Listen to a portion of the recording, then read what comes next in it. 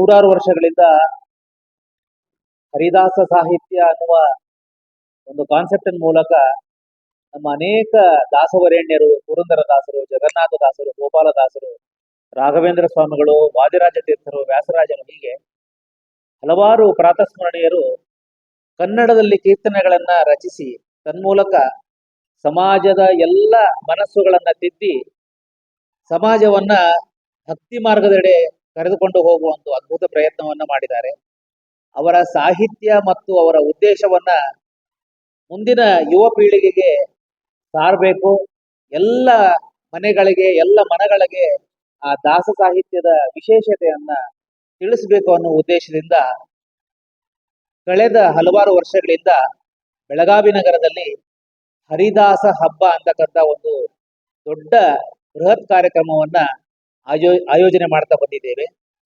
ಈ ಬಾರಿ ವಿಶ್ವ ಮಾಧ್ವ ಮಹಾಪರಿಷತ್ತಿನ ಸಹಯೋಗದೊಂದಿಗೆ ನಮ್ಮ ಹರಿದಾಸ ಸೇವಾ ಸಮಿತಿ ಬೆಳಗಾವಿ ಇವರು ಇದೇ ಬರುವ ಏಪ್ರಿಲ್ 16, 17, 18ರಂದು ಬೆಳಗಾವಿ ನಗರದ ಭಾಗ್ಯನಗರದ ರಾಮನಾಥ ಮಂಗಲ ಕಾರ್ಯಾಲಯದಲ್ಲಿ ಮಧ್ಯಾಹ್ನ 3:30 ಗಂಟೆಯಿಂದ ಈ ಕಾರ್ಯಕ್ರಮಗಳು ಶುರುವಾಗಲಿದೆ.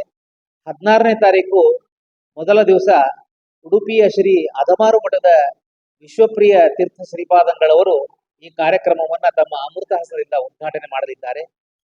ಅದೇ ರೀತಿ ನಾವು ಪ್ರತಿ ಬಾರಿ ದಾಸ ಸಾಹಿತ್ಯ ಕ್ಷೇತ್ರದಲ್ಲಿ ಸಾಧನೆ ಮಾಡಿರುವ ಹಿರಿಯ ಚೇತನಗಳಿಗೆ ಅನಂತಾದ್ರೀಶ ಎನ್ನುವ ಒಂದು ಪ್ರಶಸ್ತಿಯನ್ನ ಕೊಡ್ತೇವೆ.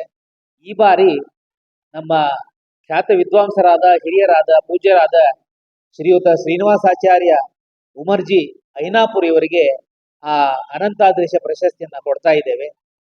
3 ದಿನಗಳ ಕಾಲ ವೈವಿಧ್ಯಮಯ ಕಾರ್ಯಕ್ರಮಗಳ ಮೂಲಕ ದಾಸ ಸಾಹಿತ್ಯವನ್ನ ಜನಮಾನಸಕ್ಕೆ ಮುಟ್ಟಿಸುವ ಯೋಜನೆಯಲ್ಲಿ ನಮ್ಮ ಬೆಳಗಾವಿ ನಗರದ ಎಲ್ಲ ಭಜನಾ ಮಂಡಳಿಯ ಸದಸ್ಯರು ಪ್ರತಿ ದಿವಸ ರಾಮ ಮತ್ತು ಹನುಮನ ಕುರಿತಾಗಿ ಹಾಡುಗಳನ್ನ ಹಾಡಲಿದ್ದಾರೆ, ತಮ್ಮ ಭಜನೆಯನ್ನ ನಡೆಸಿಕೊಡಲಿದ್ದಾರೆ. 3 ದಿವಸ ಮುಂಬಯಿಯ ಖ್ಯಾತ ವಿದ್ವಾಂಸರಾದ ಶ್ರೀಯುತ ರಘುತ್ತಮಾಚಾರ್ ಮೊಕಾಶಿ ಅಂತಕ್ಕಂಥ ವಿದ್ವಾಂಸರು ಹನುಮ ಮತ್ತು ರಾಮನ ಭಕ್ತಿ ಪ್ರೀತಿಗಳ ಬಗ್ಗೆ ತಮ್ಮ ಉಪನ್ಯಾಸದಲ್ಲಿ ಮಾತಾಡಲಿದ್ದಾರೆ. ಜೊತೆಗೆ ಕಾರ್ಯಕ್ರಮ ಉದ್ಘಾಟನೆ ಮಾಡಿದಂತಹ ಪೂಜ್ಯ ವಿಶ್ವಪ್ರಿಯ ತೀರ್ಥ ಶ್ರೀಪಾದಂಗಳವರು 3 ದಿವಸ ಕೂಡ ನಮ್ಮೊಂದಿಗಿದ್ದು ರಾಮಾಯಣದ ಬಗ್ಗೆ ತಮ್ಮ ಪ್ರವಚನಗಳನ್ನ ನೀಡಿ ಪರಮಾನುಗ್ರಹ ಮಾಡ್ತಾ ಇದ್ದಾರೆ. ಇನ್ನು ಮುಖ್ಯ ಕಾರ್ಯಕ್ರಮದ ಘಟ್ಟ ಅಂದ್ರೆ 3 ದಿವಸ ಖ್ಯಾತನಾಮರಿಂದ ಹರಿದಾಸವಾಣಿ ಕಾರ್ಯಕ್ರಮ. ಮೊದಲನೇ ದಿವಸ ಅಂದ್ರೆ 16ನೇ ತಾರೀಕು ಖ್ಯಾತ ಗಾಯಕರಾದ ಶ್ರೀಯುತ ಅನಂತ ಕುಲಕರ್ಣಿಯವರು ನಡೆಸಿಕೊಡಲಿದ್ದಾರೆ. 2ನೇ ದಿವಸ ಕೃಷ್ಣೇಂದ್ರ ವಾಡೇಕರ್ ಅಂತಕ್ಕಂತಹ ಸಂಗೀತಗಾರರು ದಾಸವಾಣಿ ನಡೆಸಲಿದ್ದಾರೆ. 3ನೇ ದಿವಸ ರಾಯಚೂರು ಶೇಷಗಿರಿ ದಾಸ್ ಅವರು ದಾಸವಾಣಿ ಕಾರ್ಯಕ್ರಮ ನೀಡಲಿದ್ದಾರೆ. ಈ ಬಾರಿಯ ಅತ್ಯಂತ ವಿಶೇಷ ಕಾರ್ಯಕ್ರಮ ಅಂದರೆ ರಾಮನ ಪ್ರತಿಷ್ಠಾಪನೆ ಅಯೋಧ್ಯೆಯಲ್ಲಿ ಈ ವರ್ಷ ಆಗಿರೋದ್ರಿಂದ ಈ ಹರಿದಾಸ ಹಬ್ಬವನ್ನ ರಾಮಮಯಗೊಳಿಸುವ ಒಂದು ಪ್ರಯತ್ನವನ್ನ ಮಾಡ್ತಾ ಇದ್ದೇವೆ.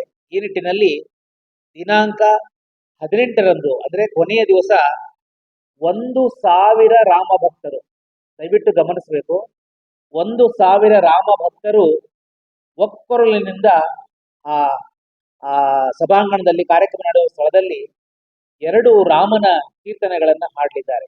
1,000 ಧ್ವನಿಗಳು, ಅದು ರಾಮಗಾನ ಸಹಸ್ರ ಕಂಠದಾನ ಅಂತಕ್ಕಂಥ ಒಂದು ಶೀರ್ಷಿಕೆ ಅಡಿಯಲ್ಲಿ ಆ ಕಾರ್ಯಕ್ರಮವನ್ನ ಹಮ್ಮಿಕೊಂಡಿದ್ದೇವೆ. ಈಗಾಗಲೇ ಅದಕ್ಕೆ